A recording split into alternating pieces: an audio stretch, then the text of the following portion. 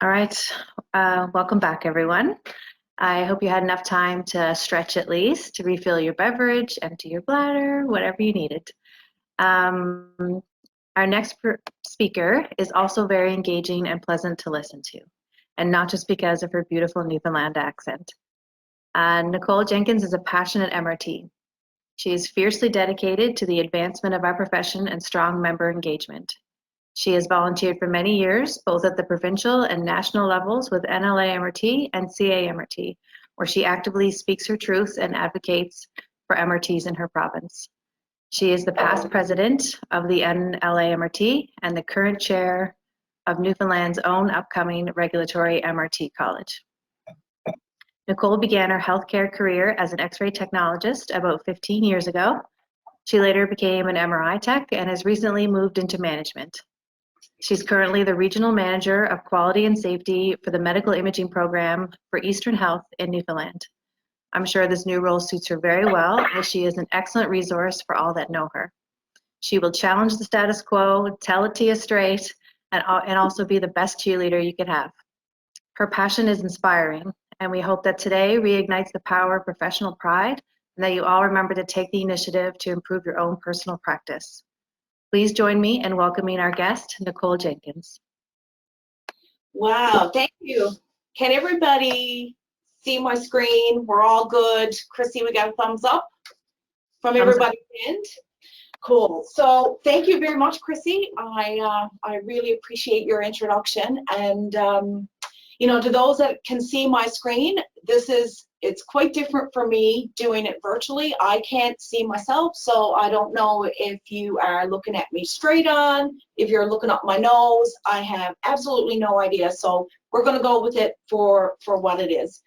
So I just want to say, first of all, Tyler, what an amazing presentation. I would absolutely love to sit down with him over drinks and fire and all those great things and have a conversation. He was absolutely phenomenal, very engaging, and I think that's super important when you're doing anything virtually.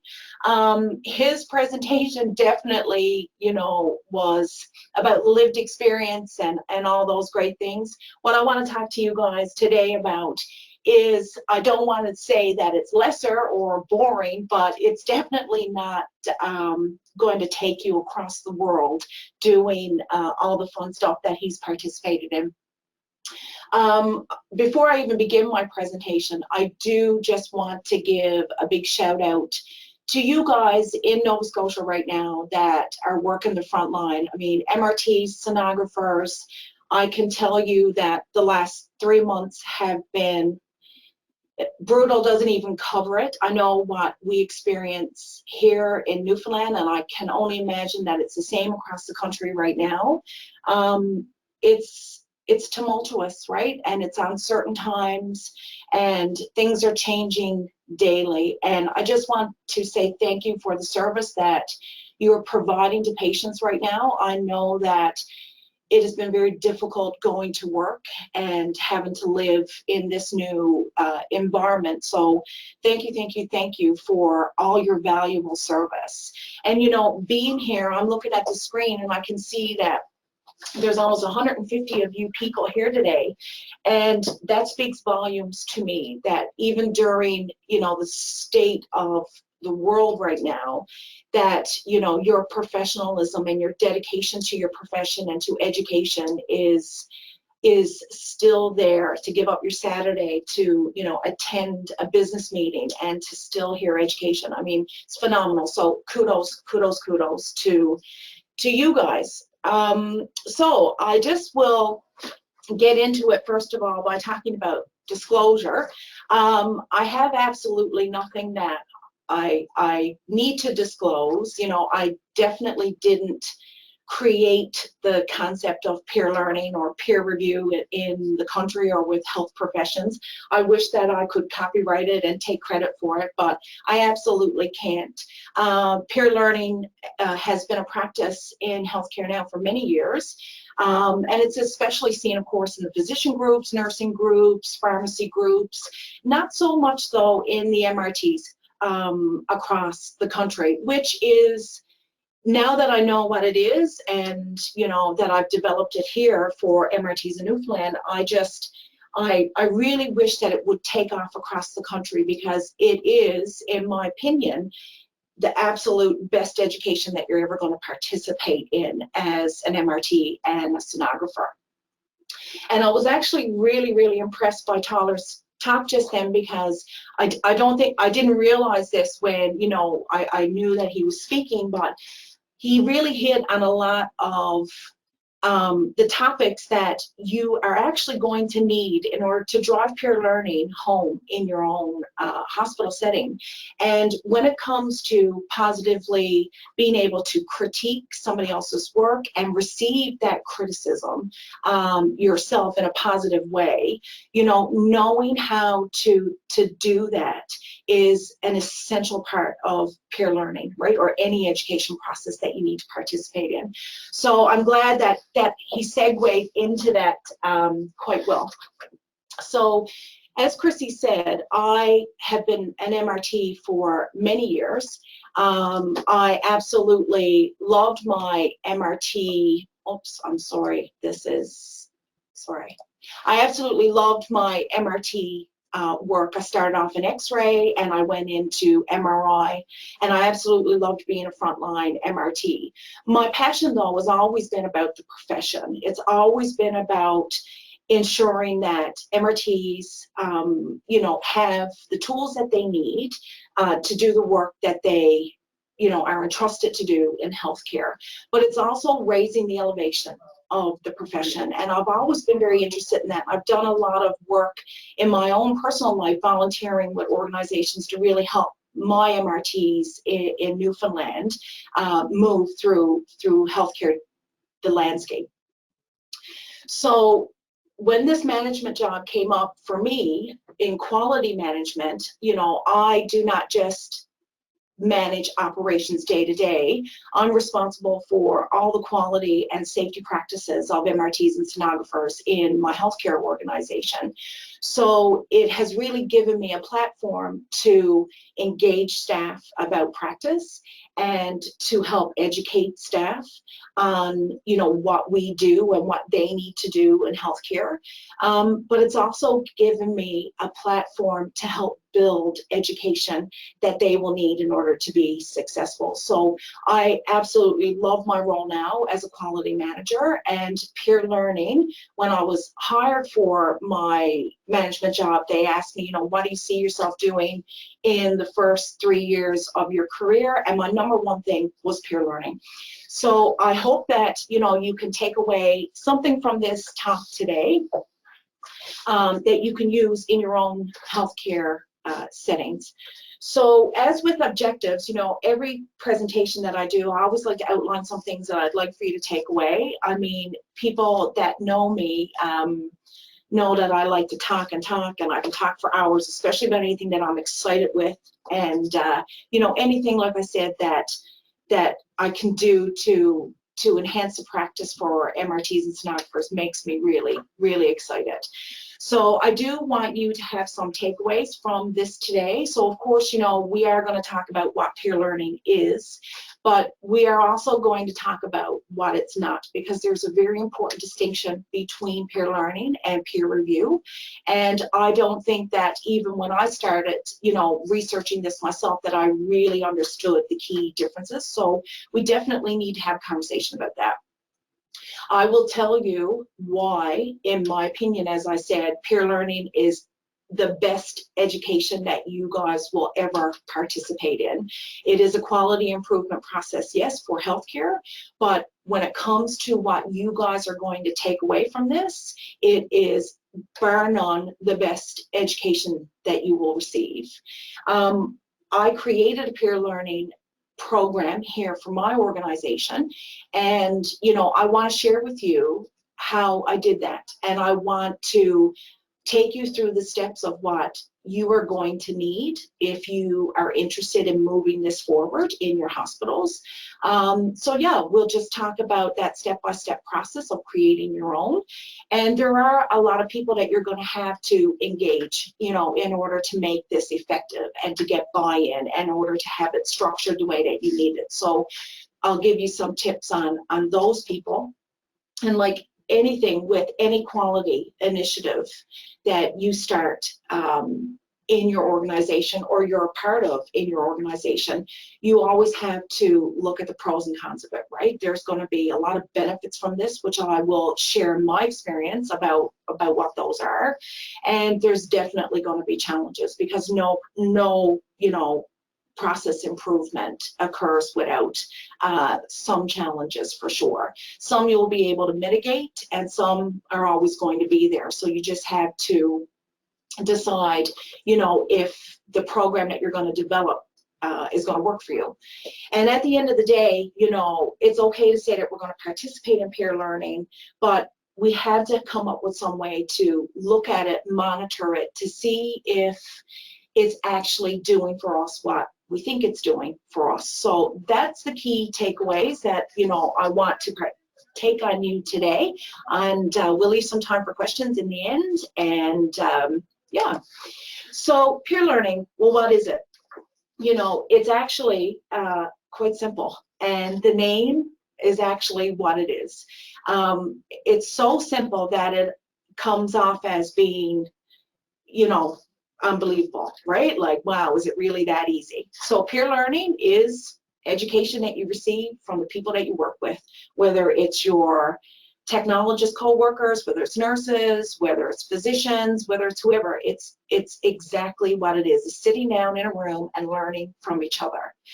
So I have been told, and you know, sometimes I don't see it, but I've been told that, you know, I like to tell stories, and I usually do. I like to live through my own experience, and you know, tell you about the things that have happened in my career, and you know, the reason why I have gotten to the place with this initiative that I've done today.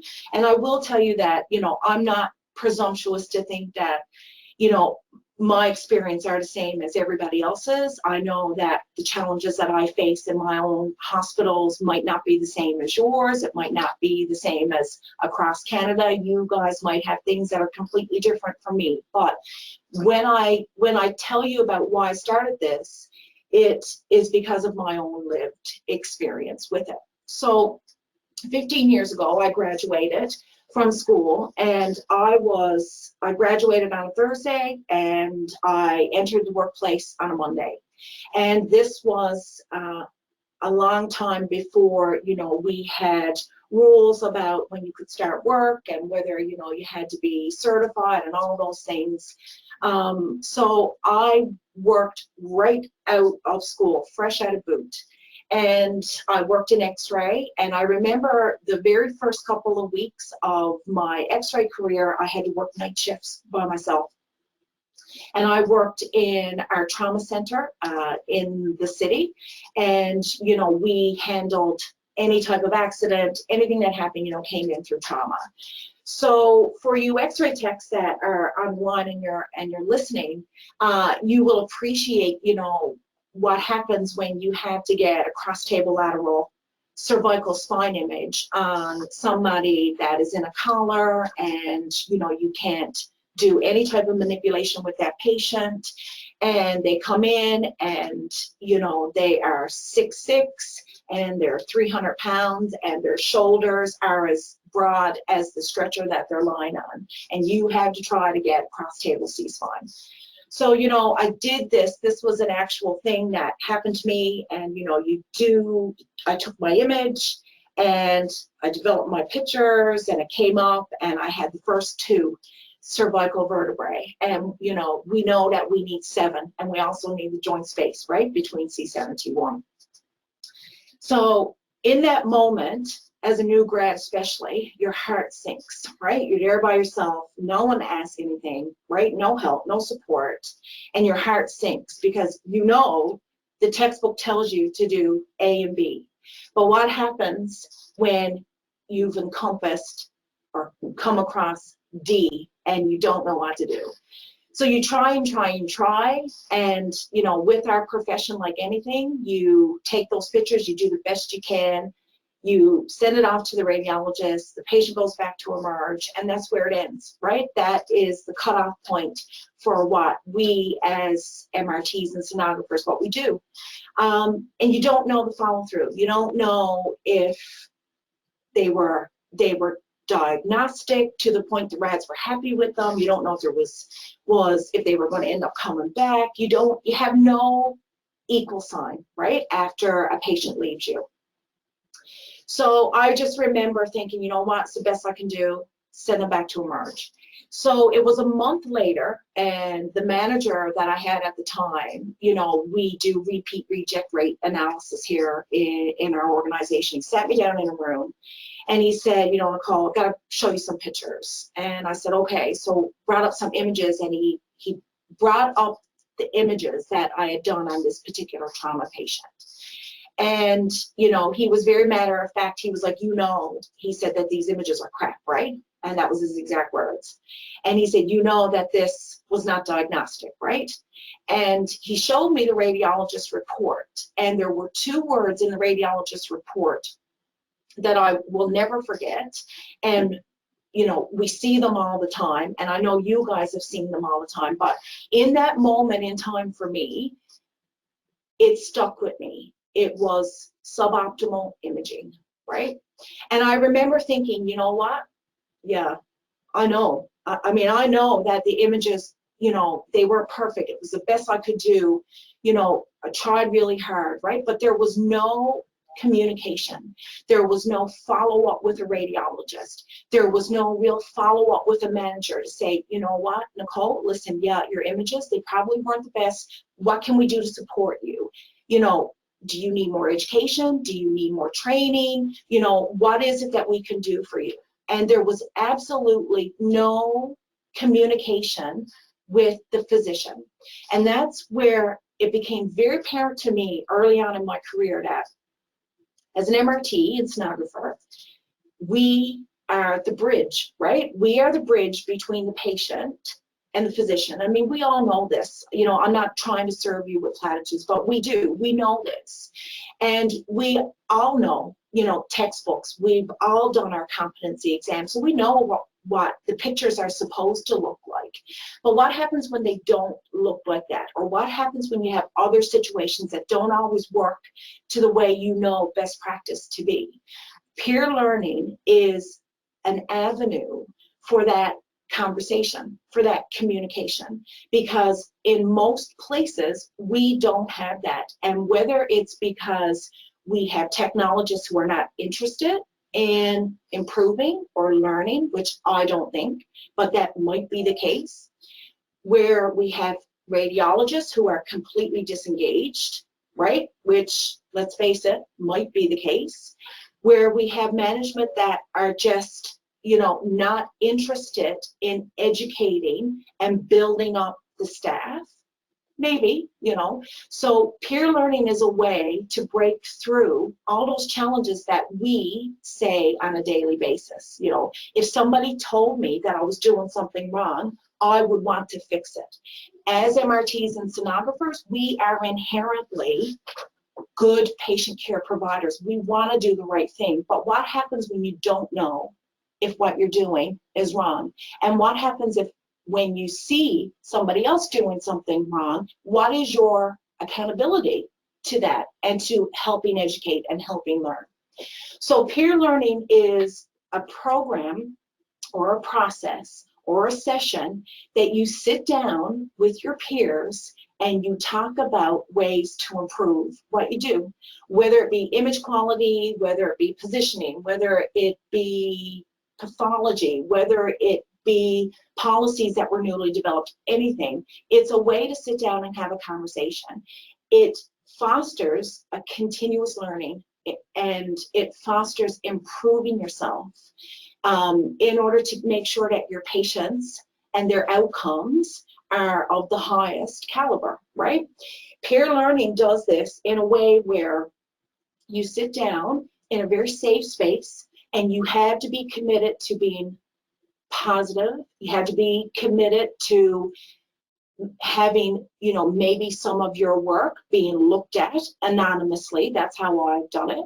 And being willing to take criticism, and being willing to share and have conversations, because you are going to help somebody else learn, and somebody else is going to help you learn. So peer learning does this in a non-punitive, and it's not mandatory, and a completely safe space. So when you talk about education at all, and I know, guys, this is the big hot topic, because I have been, you know, actively seeking regulation for MRTs in Newfoundland, and we, you know, have all the structure of a college in Newfoundland, but we are not yet proclaimed by the government. So we have, you know, standards of practice, code of ethics, all those things, but the government has yet to proclaim us. So I have spent years trying to sell regulation to my membership, and it's very difficult. I get it. I know that, you know, you guys in Nova Scotia have been regulated, but I also know that you're going through now a new proclamation of your act. So you're going to start seeing these things like continuing education criteria, you know, currency requirements, all those things. You're going to see that come into force. So when I try to talk about regulation, you know, of course, the big one is the money, right? You know, how much it costs, and we're going to put that aside and not talk about that. But the second biggest challenge that I'm always presented with is, why do I need to do continuing education? Comments such as, you know what, Nicole, I have gone to school, I've graduated, I've written my national exam, I passed, that's it, I'm done. I don't need to do anything else. I don't need to do any type of education. So while I can't tell you that, you know, you're wrong, I would never be that bold, but I'm going to challenge you, because every day in our profession we see changes. The nature of what we do is advancing, it's evolving. The technology alone is changing all the time. You know, there's always a better way to do something. When you enter practice, day one, that is based on your national exam. Day two, you've already learned something different. So you, as a healthcare professional, are required to make sure that you continually learn in order to keep your patients safe. And if you look at your CMRT code of ethics, I mean, it's in there. If you look at the standards of practice now for your organization, it's there, 3.4 and 3.5, it's written right into it. So these are requirements that, you know, we want MRTs and sonographers to have in order to make sure that the patients are kept safe. And people say, you know what, there's nothing else that I need to learn. There's absolutely something else that you need to learn. Every day we are faced with situations that we can learn from, and improving ourselves is what makes us professional. So I will say that peer learning is, you know, something that if you're not formally doing it in your organizations, it's something that you should look at doing. I have attended a lot of education in my 15 years. I love education. I love conferences. I love webinars. I love sitting down, reading articles. Like, I love all of that. And, you know, conferences are about the education just as well as what they're about the networking. But, you know, when I sit down and I listen to education from conferences, while it's great, it's not always tangible. It's not always something that I can take back to my own hospital and implement, right? You know, listening to someone else's research in, you know, Northern Alberta might not be something that I will ever be able to do in Newfoundland. So there's challenges definitely to, you know, that conferencing style, that you know, certain lecture style of education. And, you know, peer learning is, and I will, you know, go through it with you, it really is something that is unique to you. Peer review, you know, has been kicked around a lot as well by health professions, and a peer review is a very structured program. It's punitive.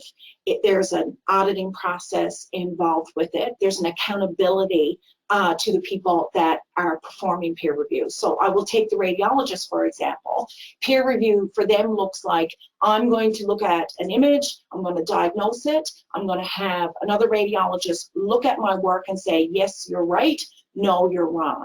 And what happens when you're told you're wrong? What happens if at the end of the day, 10% of the time you're wrong? 20% of the time you're wrong. What do you do with that information? It's very hard to buy into such a structured process where there's so much accountability because people don't want to do it, right? So peer learning takes away that that concept of, you know, being punitive and works with the spirit of collaboration, right? So where do you need to start? Okay. If you are interested in doing this, the best place to start is look for a champion, right? You can be a champion. Someone you know might be very keen, great in leadership, have a lot of energy that really wants to take this on. You know, could be a manager, could be a lead tech, could be an educator that you work with. You know, you should have a champion because you're going to need somebody to be responsible for the organization part of this. You know, you guys can all, you know, be engaged, but it is great to have somebody that kind of owns this program in your hospital. Management would absolutely be the best place to start. And, you know, I know that the management technologist relationship might not always be the best relationship, but managers love new initiatives. They love quality improvement initiatives. I mean, it meets the strategic direction of their healthcare organizations, so they will definitely love to get involved with that. But you don't need a manager. You can take this on yourself, absolutely. So then you need to sit down and say, okay, what are my needs? What do I want to talk about? What are areas that I work in that I see that we need to improve upon? You know, if you work as an MR tech and you only have 6 people in your program, you know, sit down and have a conversation and say, guys, look, is there areas that we're struggling? You know, I know how to do cardiacs, I feel good about it, but, you know, do we all have the same level of knowledge? Okay, let's start there. So it's all about identifying, you know, your own needs, first of all, about where you want to start with your education. Then, you know, I'm going to tell you that you should research. I mean, I'm not talking about countless hours of researching other programs across the country, but you definitely should put in peer learning in Google and see what pops up. And, you know, read some of the literature out there that talks about peer learning. And, you know, I've actually added like a link at the end of the slide that, you know, you guys can use if you're interested, because I found a really great place that I took a lot of my information from. So I'll share that with you at the end. You do need to have a willingness. You need to have a desire about where you want to start. You need to have a desire to learn and to improve and to be a part of something that is going to help make you a better technologist. So with my program, the first thing that of course you do is consultation, right? So who do you need to meet with? Well, management is your first step. You know, I don't know if you guys have quality managers, you know, like we do here in Newfoundland, but, you know, talk to your management and say, look, we know that there's areas that we need to work on. In the spirit of being, you know, true professionals and trying to improve everybody's skill, we want to start a process that we can sit down and talk about the areas that we're struggling with and that we can support each other, right? Maybe I know how to do something, maybe I don't know how to do something, and we want to sit together and to be able to have a formal process where we can review that. You know, you might have a quality lead tech, quality tech anywhere, like in your organization, that might, you know, be able to help you with this. You definitely need the radiologist. And I, you know, I wasn't going to say that you definitely need them, but you do. Because the work that we do when it comes to images and patient care and all of that stuff, you know, the radiologists only see the end result on their screen of all that work that we do with a patient, right? From start to finish, they see the last piece, the picture. So you do need to talk to your radiologist to say, you know what, look, are you having any issues? You know, do you see like a constant need for things that my work that I'm putting through that might not be great, that might need to be improved upon, that you're constantly seeing as being suboptimal? Let's have a conversation. This is what we want to get started. We need you to be a part of this. You should definitely talk to your provincial organization, because you need to know your standards of practice, your scope of practice, and make sure that, you know, of course, what you're learning is going to be within your own standards of practice. But you need to talk to your provincial association if you're going to move forward with this, because they will be able to assist you in the type of education that, you know, they are going to require for you to be participating in order to, you know, maintain your license. And PACS administrators, you know, if you're doing anything with images, these are the people that you absolutely need to engage. And I don't think I realized how much I needed to consult with PACS until I started this process, but they have really been instrumental in getting my program here off the ground. So engagement, well, I wish I could, you know, could tell you that, you know, you can send in an email and say, hey guys, peer learning next Thursday, come, and that's all you had to do, but it's not. You know, anytime that you want to make a process or improve a process or, you know, start a new process, you know, you need engagement, right? You need to identify the people that you need to have at the table, and you need to make sure all their concerns and their ideas and everything is out on a table. You need to talk to the people that you work with first. I mean, absolutely, communication with your own staff, their ideas. Why are we doing this? What are we going to gain from this? You know, what are the topics that we need to be learning about? And, you know, you need to talk to, of course, like I said, management. You need to promote your program, you know, with the physicians, with your co-workers, to talk about what you're really hoping to gain from it. And if you have students, listen, use them. Students have this amazing, keen insight into the textbook, right? They can literally recite textbook information. And when you are an MRT, that's 15 years out, that's 25 years out, you know, textbooks are definitely not, you know, what you think about, but you have lived experience that students don't. So involve your students 100% and ask everybody what their ideas are and their concerns are.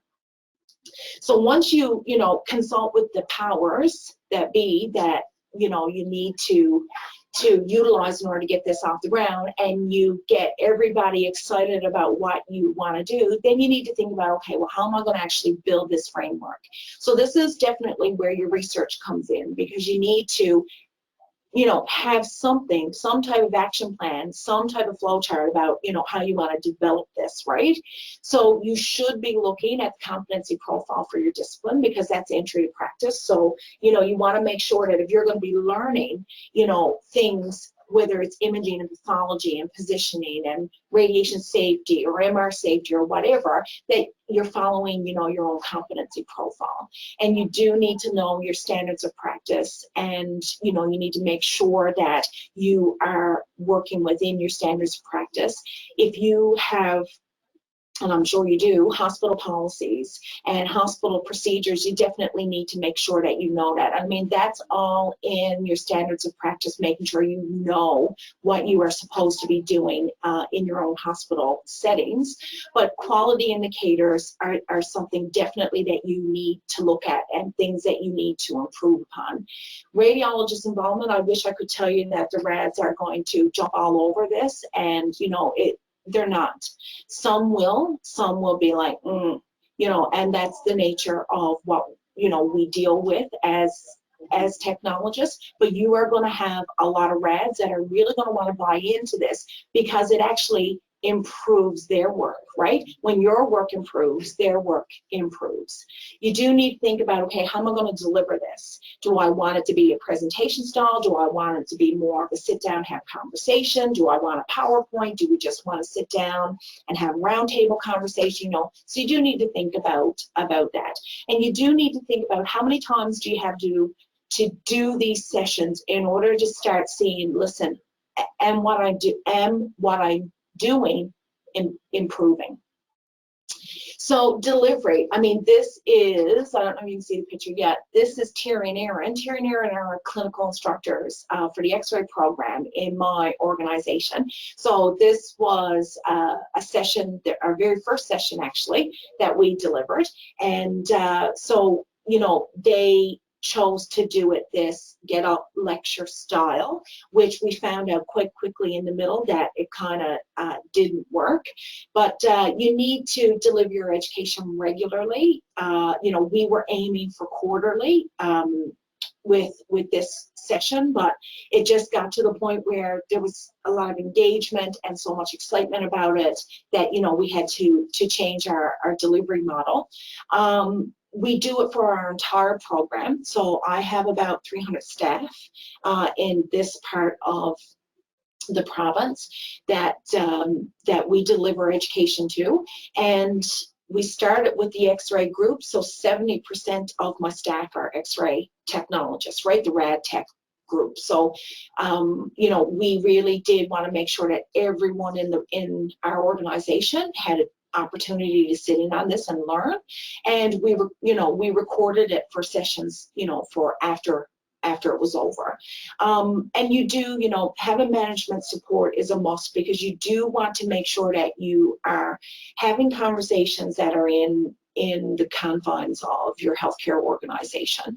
And, you know, we thought about just getting up and delivering a presentation about images that, you know, we were having issues with, but the lecture style type of presentation did not work for us, and it quickly turned into this big round table kind of conversation style, and, you know, it morphed from that. So now that's the delivery that we do. So after you deliver it, well, then you need to say, you know what, does it work? Did it work? Was it good? Was it bad? Was this session good? Is it what our people needed? Did they have, you know, answers to the questions that they had? Did anybody, you know, have issues or, you know, contraindications to what we talked about? Like, is there a better way to deliver it? You know, what other topics do you want to see spoken about? And we send surveys to our staff to say, listen, was this good, bad, waste of your time? What do you need from us to move forward?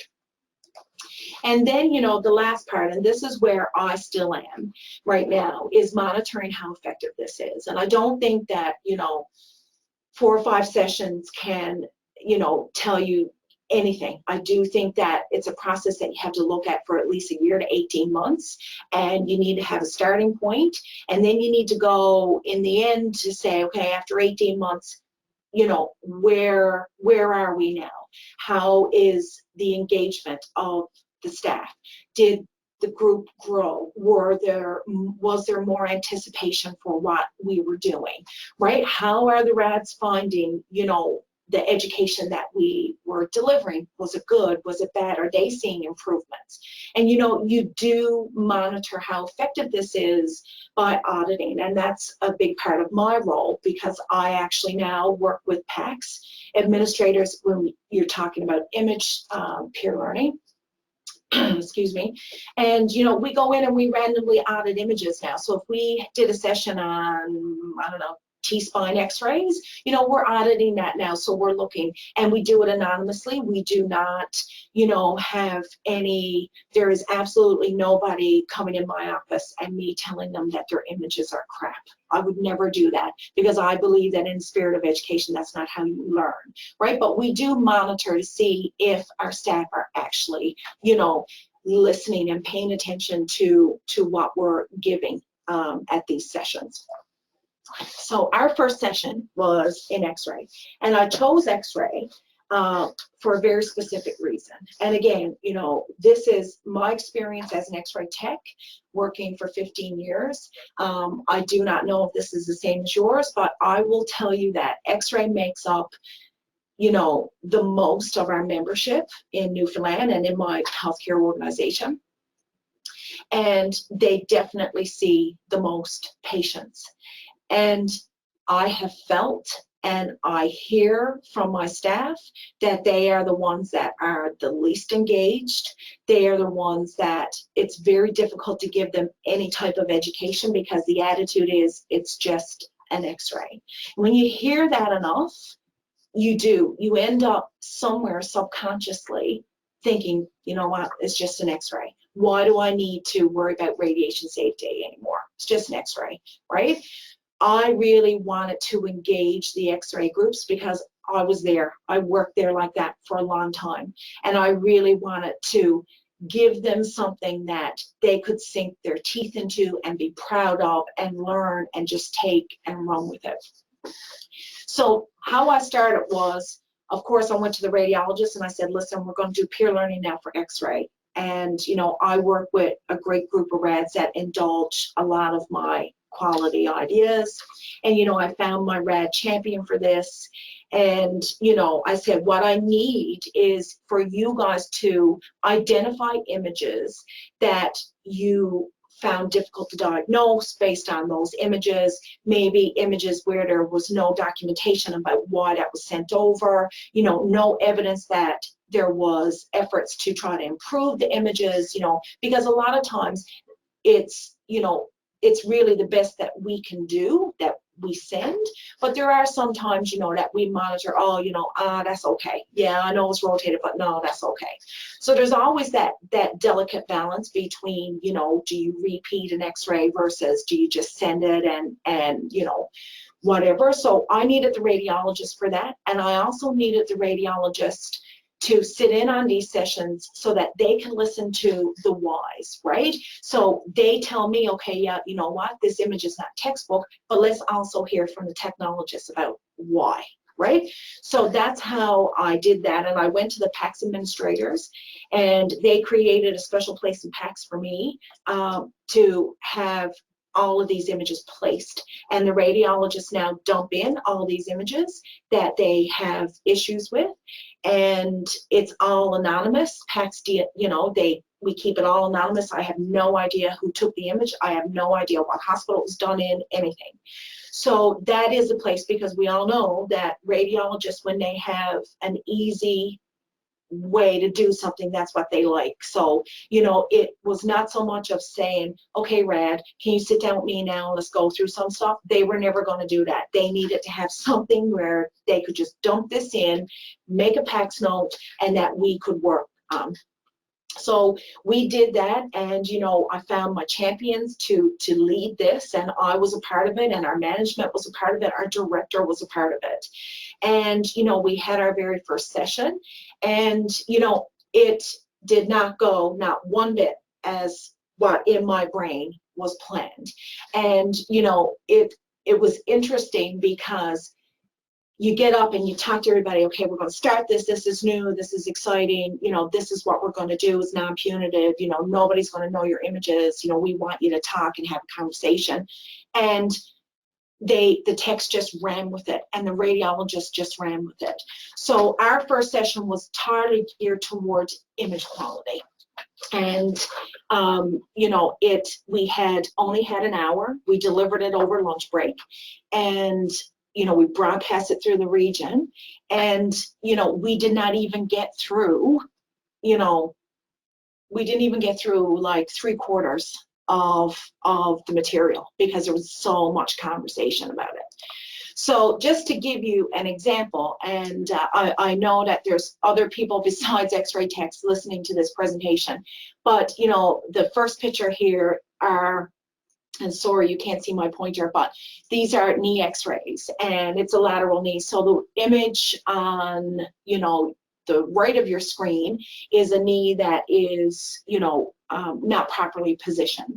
So that was identified by a radiologist as, you know what, listen, that to us would have warranted a repeat. And then, you know, the clinical instructors of the X-ray staff were there to, you know, also reinforce, okay, this is how we properly do a knee. You know, these are some things that you need to be careful when you're positioning and things like that. And the other picture is an ankle, and one ankle is not dorsiflexed the full 90 degrees, and you know, whereas the other ankle, it's an example of a perfect great ankle. So the radiologists, you know, were there to say, you know what, guys, look, I get that some patients can't dorsiflex their foot, but this is why we need it. And then the whole conversation about, well, you know, how much of the tib and fib do we need to see, and all of that. So it was very much a communication that was not delivered by the clinical instructors like I was thinking it was going to be, but it moved into this education piece between radiologists and the technologist. So this next slide, what are chest x-rays, and these were two images that were put in the PACS folder purposely by the radiologist. And the image on the left of your screen has a clip, the base of the lung there on the right is clipped. And it was repeated to what you see on the image on the left where the apices are clipped. But you know, that's very common in X-ray to do two views when you don't get all of the lungs. So the radiologist actually did this on purpose and sparked a conversation saying, you know what, guys, would you repeat it? Like, why do you think this person repeated this? What do you think? Was it good, bad, you know? And even being an X-ray tech myself, I would never have repeated the image based on the base of the lung being clipped, excuse me, that little. And the radiologist and the techs had a conversation for 20 minutes over an hour about these lung x-rays. And, you know, it was just eye-opening to me how the two of them got in a room together and listened to each other. And I felt very validated because this is what the techs need. You need to say, you know what, yeah, guess what, we know we're not supposed to do this. Or you know what, I don't think I would have repeated that image because of all the extra radiation. And then to hear from the person that's diagnosing, you know, this patient's condition based off what you're doing, the do's and the don'ts and the reasons why, the conversation was just glorious. And that was the biggest feedback that I got after it was over, how the rads were there, and it was, for the first time in a long time, it was a communication between them, and it was glorious, and I loved it, and I'm still excited about it today. So the benefits of peer learning, well, you know, it really speaks to itself, and this is stuff that is absolutely going to be tailored now to you. You are going to identify situations at your workplace, you know, issues that you might be having, that you notice that some of your coworkers might be having, you know, dealing with your own patient population and your own patient's experiences, what you do day to day. And you are going to tailor this now to your needs and your improvement. You are not going to be listening to a lecture from somebody in BC tell you about something that they're doing that you can't directly and tangibly relate to your practice. Peer learning is going to give you this. You are going to learn from your own mistakes. And the true foundation of a health professional is saying, you know what, look, I'm fallible. I'm not out here thinking I'm just a button pusher. I'm out here because I love what I do. I believe in it. I'm trying my best. But there's a lot of times when I can't get a textbook picture. So if there are issues that you're struggling with, then this allows you to sit down and have conversations about it. Because who better to learn from than the people that you're working with, right? Than the people that you're working, I hate to say working for because we don't work for the rads, but you know, the radiologists that are requiring you to know and do the best in practice so that they can do and know the best in their practice. It will definitely draw upon not only your imaging capabilities or your positioning capabilities, but your patient care experiences. And if there are issues that, you do have a patient incident, or you have a near miss, or there's a new policy coming out and you're like, I don't even know how to deal with that, or if there's a new technique that's coming out and you need to learn it, this helps you learn and grow together. And guess what? It's free. It's easy. Once you get the framework and the champion for it, this is a no-brainer, and it's free, and you never have to pay a cent for it, and it's quality education specific to you, and I promise you, you will learn from this. You just have to be open to it, right? I cannot speak to this question, but in Newfoundland, we have this framework built that we will definitely allow it to be part of our continuing competence requirement for regulation. And, anytime that you do any type of education, as long as you can self-reflect about, listen, yeah, I went to this session, I didn't learn anything today. Like what they talked about, I know confidently in my practice, I know that I'm not supposed to do that, or, I think I would have repeated based on that. You don't have to always have this aha moment takeaway. It could be just that reinforcement of, yeah, I know that, and this is what I would have done. You might be able to share something that you know quite well with somebody that doesn't know in a safe way, and you definitely can easily learn from any mistakes that you make and improve your own work. And like I said, the sky's the limit. You can talk about anything in this. We are doing peer learning sessions now with PACS. I talked to the PACS guys the other day, and I was like, listen, as a technologist myself, the only thing I knew about PACS was how to verify an image, put a tech note on, done, right? Yeah, I knew how to contrast and window, but as for anything else with workflow and PACS, so I was like, guys, we need to have a peer learning session between you now and the staff, and let's just sit down and have a conversation all about PACS, do's, don'ts, things that people need to know, big misconceptions about it. So the sky's the limit on what you can talk about. And the biggest benefit, beyond the learning that you're going to get between tech to tech, right, or from you and a RAD, is the RADs are going to learn from you. And as health professionals, you have the ability to teach what you do every day, because nobody knows it like you do. And I will challenge any of your radiologists, because I know I've challenged my own, that they don't know the nuances of the work that you do, the physics that you've learned, everything that's in your practice that you have done. They don't know. They don't know what it's like to work in an MR scanner and have to cut 5, 6 different parameters because you've got a patient and they're moving all over the place in order to get something that's even remotely diagnostic. So this is the major benefit, is this continuous collaborative learning that you're going to be involved with. And as for challenges, there are going to be some. I mean, let's face it, this is not perfect. We are human. You are going to have difficulties trying to get people to buy into this, and you will at first. You'll start off with a small group, but it will grow. It will never be 100%, but you will grow it, and the enthusiasm and the whole aha moments, oh my God, we were in this session, this is what I learned, that is going to garner the excitement from it. But buy-in is always going to be a problem.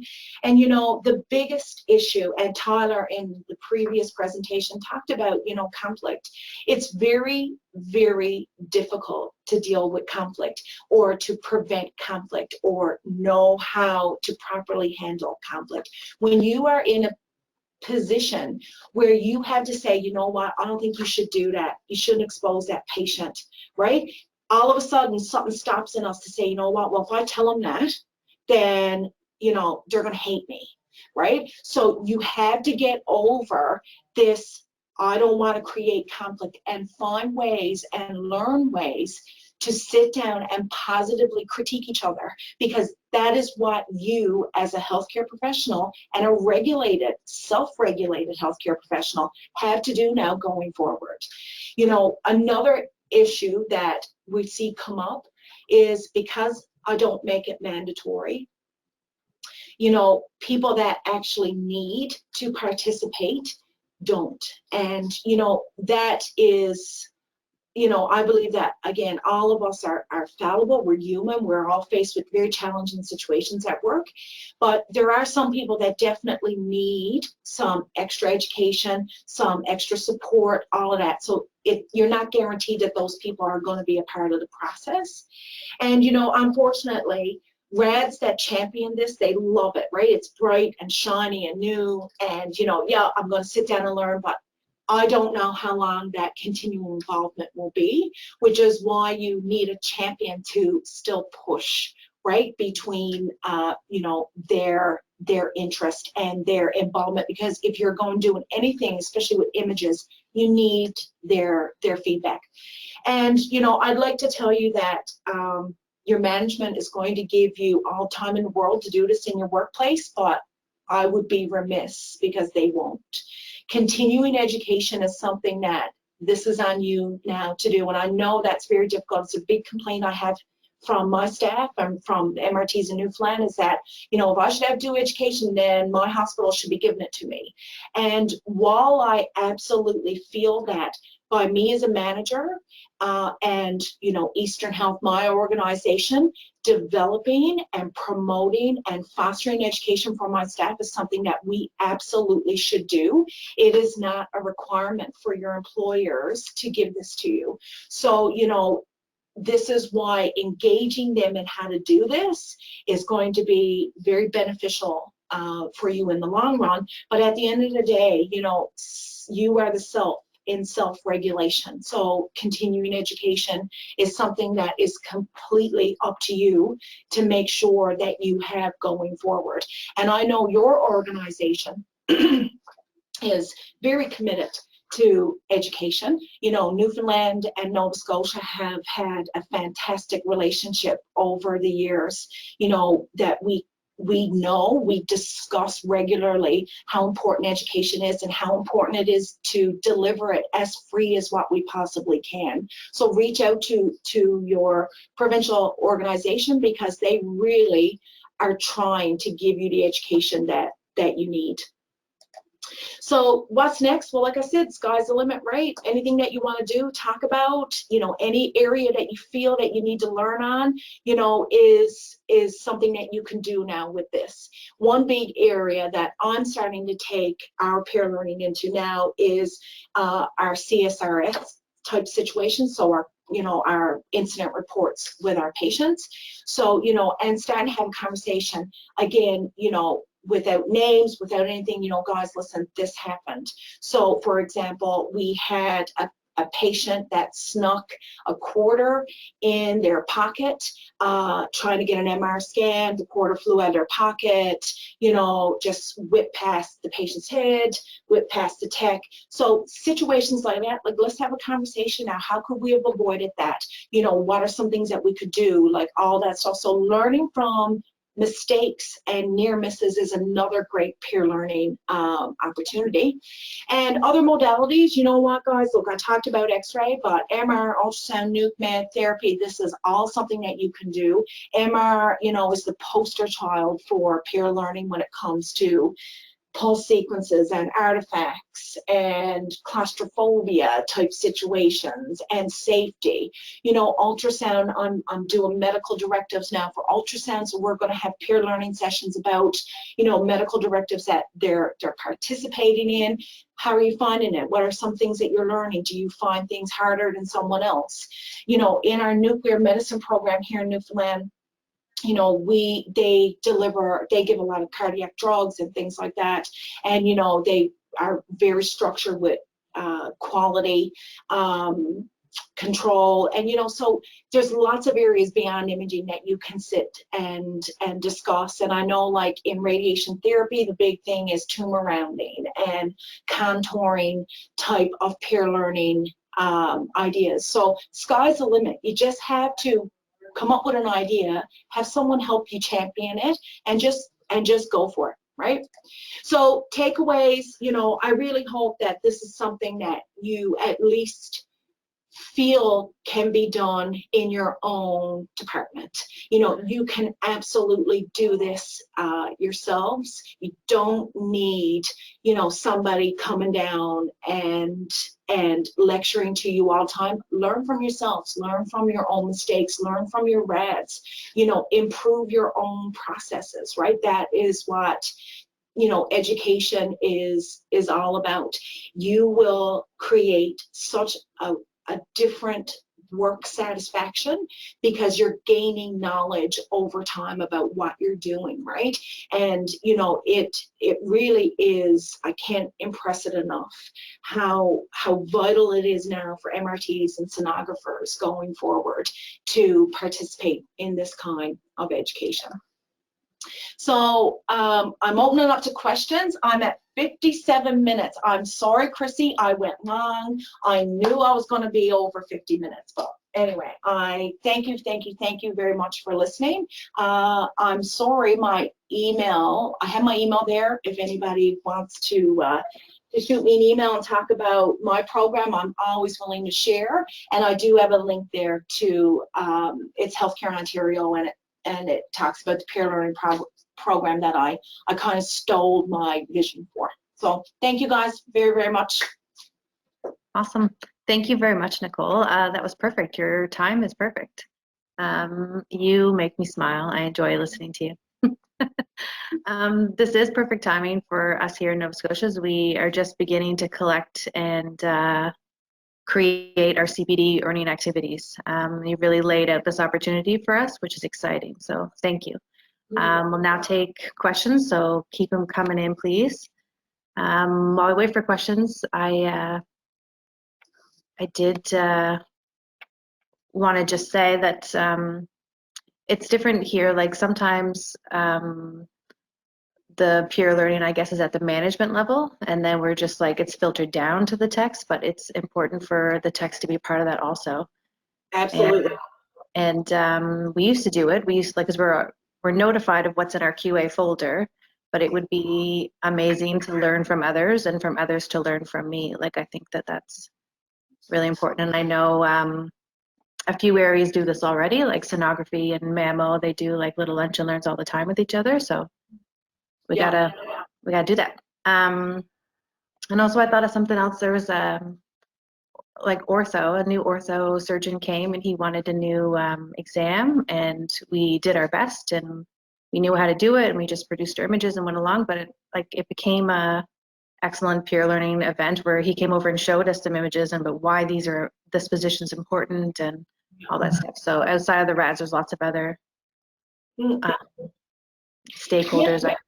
So, I mean, the big thing, you know, there's a lot of peer learning type activities that are happening, right, across the country and across your hospitals, but it's not, you know, labeled peer learning structured framework, right? So, you know, my big thing when I developed it was to make sure that it was being implemented regularly, and it was something that the technologists kind of looked forward to and were excited about learning and excited about improving, but also to make sure that it was being effective, right? So, you know, I know that a lot of people are involved in rounds, a lot of different disciplines are involved in rounds, and you know, that's a great thing. But I really will tell you that you taking your areas of interest and, you know, building on that and learning from that, that's where you need to start for sure. All right, we do have a couple questions. And that slide you showed about the chest X-ray, did the RAD want that chest X-ray repeated for the angle originally? Yes. So the technologist actually did two. They did an X-ray and they cut the base, and then they repeated the X-ray and made sure they got the bases, but they just clipped the top. And that's a common thing. A lot of people's lungs are really long, blah blah. Mm-hmm. But the question was from the radiologist: would you have repeated that chest X-ray, the one where the base was clipped, right? And a lot of us said, no, we wouldn't have. I wouldn't have, right? And, you know, some people were like, well, you know, you're supposed to see all the lungs. So, and he was like, well, I'll tell you what, you absolutely needed to repeat the chest x-ray for that. And because a lot of people were worried about the radiation, and stuff, but it was such a different tier of responses that, it was one of those aha moments that the rad had given to the tech. So, and they were all on the same page then. And what they did, they took that and they just spread that like wildfire through anybody that was not at the session. They were like, listen, we have radiologists in this session. They always want to see this. So right away, instant improvement process, right? Awesome. But again, sorry, that was from our radiologist. Your radiologist, when you do this, might not require that. They might say, no, you know what, if you click this, I don't want to see a repeat, I'm okay. So do you see how that education tailored specifically to your own needs, right, is better for you, instead of a blanket statement of, what every radiologist would do in Canada, because we know they don't all do the same thing, right? We have someone requesting to see that last slide again so that we could copy the link. Oh, I apologize. That's okay. Let me see. There. There? Okay. Sorry, Amazing. and I am not technologically savvy. I have no idea how to make this white. So it looks, I'm sorry. That's good. All right, yeah, I can put the link in the chat room too. All right, next question. Do you think peer learning opportunities were more prevalent when we as a healthcare field had more direct interaction with the radiologist? And also as a tech, don't you feel we need a great more deal and timely feedback from our radiologists? Absolutely. Absolutely. I mean, I always knew it when I was a technologist that, you're faced with challenges that are going to come up and you're like, you know what? I don't know. I'm just going to have to put this through. I'm just going to have to do this. This is the best I can get. And you never know if it was useful or not. And like I told you right in the beginning, not knowing the end of the equal sign with what happens to a patient, it really affects me, because you want to make sure that what you're doing is actually going to be useful to that patient. And having a conversation with physicians is A, scary. B, a lot of them are not unapproachable. Some people are extremely intimidated by physicians. I get it. I'm not that way, but I know that there's a lot of people that are that way.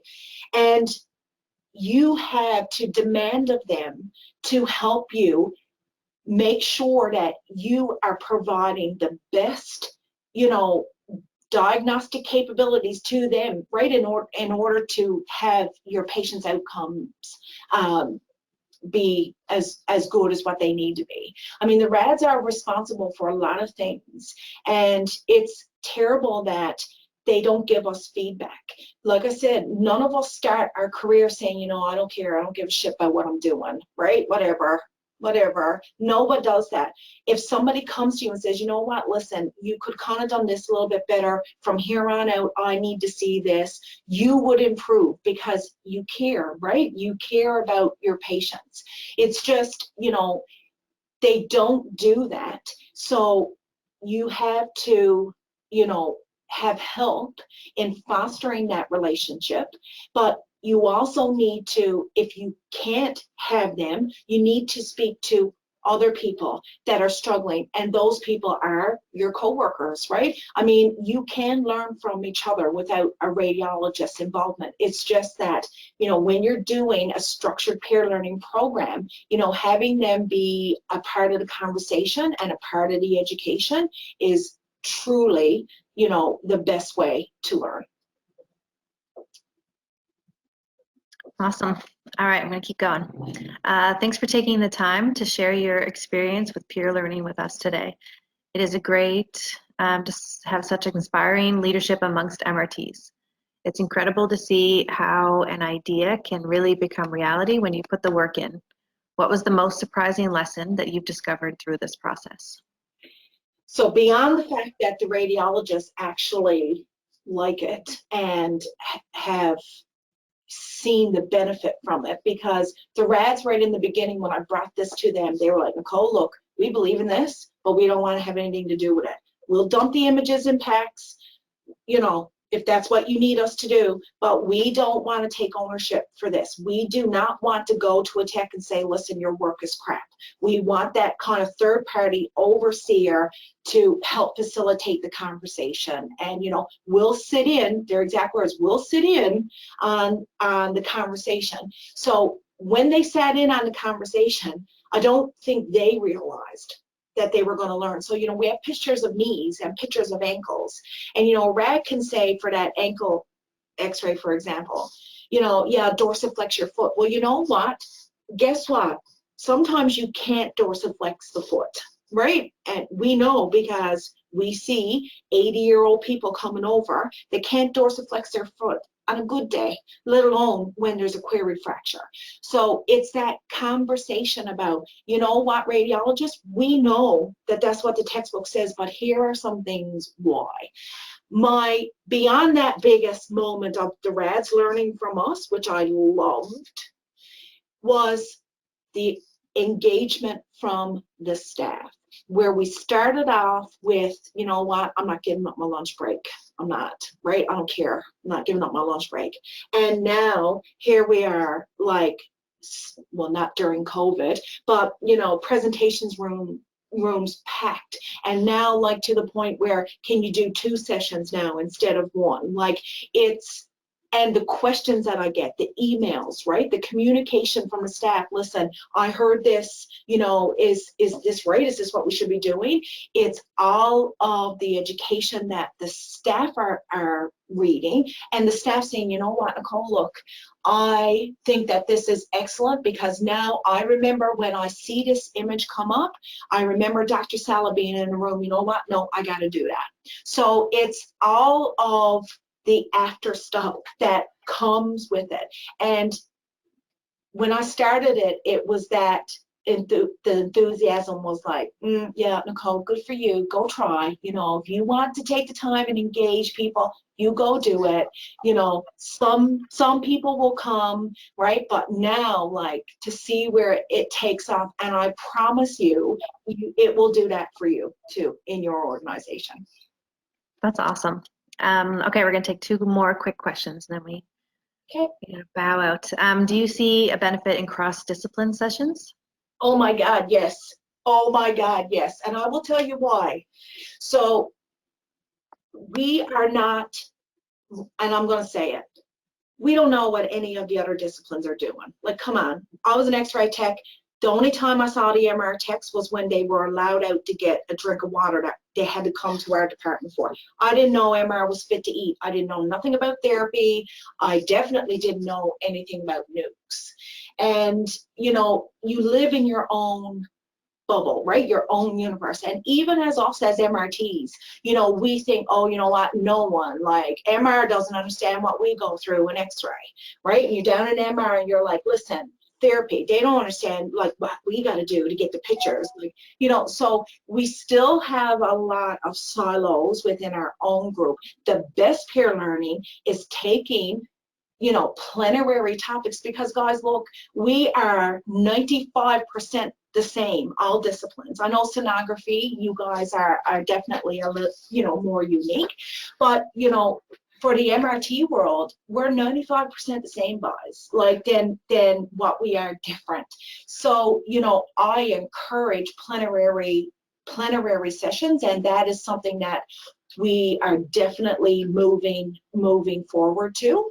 But because this is something, I mean, I've been in my role now for 18 months, and, you know, I like I told you, I started with X-ray because of you know, my own passion for X-ray and how I wanted to help build them up. But, you know, sky's the limit, and absolutely, can you do this across disciplines? Take a patient. Take one patient that has cancer and traverse them right through CT, X-ray, MR, nukes, rad therapy. There you go. Boom. Peer learning. Done. Awesome. I'm just curious, is there a particular radiologist that we need for buy-in, like the quality and safety rad or the chief, or can it just be One to So get it started? you can have one. I mean, we all know those rads that are great, right? And your great rads, you know that you as a tech, you breathe a little bit easier when you got to go talk to them, right? And you're like, oh my God, I'm just going to take everything. Like I have a rad here, her name's Dr. Nanette Hashi. She is my literal go-to for life for everything. I have some others, but she is just like, she's phenomenal. And you gravitate towards the physicians that want to help you learn and help you improve, that take the 5 minutes to say, you know what, Nicole, like you did that MR scan, and the next time this is what I kind of need, because it helps you grow, and they do it in such a safe space. So if you have any of those rad champions, have a conversation with them. I now, in my role as a manager, I'm very lucky because I work with the clinical chief of the radiologist for the province. So, and she is phenomenal. Like the stuff that she is letting me bring forward for MRTs and sonographers in Newfoundland is like amazing. But yeah, there are those really good rads that will take the 5 seconds to take that image and dump it into a PACS folder, right? Like, so, find them. Okay. Okay, you have 1 minute left. The initial session didn't go as anticipated. Would you have changed anything differently now that you have hindsight, or no, you think it was just organic? And it definitely was organic because it was not the way I was picturing it. In my brain, I was like, just going to start with some images. I'm going to make sure that, it's anonymous and in the spirit of sharing, and like no names, no discipline, nothing like that. But I just want to make sure that the educators are there because, when you're showing something that is suboptimal, you want to show something. You also want to promote all the optimal imaging, all the great imaging that we do. And you also want there to be an educator there, to help educate, right? Because you might have staff that are afraid to speak up and might need that, oh my God, I can't remember how to position for a knee. If I see the abductor tubercle there, like, what does that mean? How do I fix it? So I wanted it to be a very educational type of opportunity, but it turned into this. Everybody was just having their opinion, their say. The rad was, the text was, I was, the clinical instructor was, and the takeaway from the end of the day. Like I said, we didn't even get through the first session. So I have learned from that. I've lessened the topics, especially if I know they're going to be hot topics. And, guys, look, before I leave you, I know you have 1 minute left. Before I leave you, this session and any education session, but peer learning in particular, is only as good as what you put into it. So, if you're going to sit in a room with people that are not going to speak, you're not going to get what you need out of this. So you have to buy into it, you have to promote it, and you have to be willing to say, you know what, oh my God, I would totally have not repeated that chest x-ray. Take your licks, no one is angry at you, be open to knowing that you need to improve, and just watch yourself grow, right? Watch yourself grow. awesome. Thank you so much, Nicole. That was perfect. A huge favor, if I tried to do it, but I can't. Can you copy and paste that link into the chat or question window, whatever you have available? Okay, and we're going to take a quick break. The AGM has to start at 12 sharp. There's lots of people joining in additionally, so we're going to take a few minutes. It's like 13 minutes. I ask that the board members stay on. We can take a quick 2 or 3 minute break, but we need to test our webcams, etc. And yeah, thank you everyone who isn't staying for the AGM. I hope that you are, but thank you to our guests and our audience and our organizers. I guess I'll turn my webcam on. Thank you, Nicole, so much. Thanks. Okay. See you. Take care.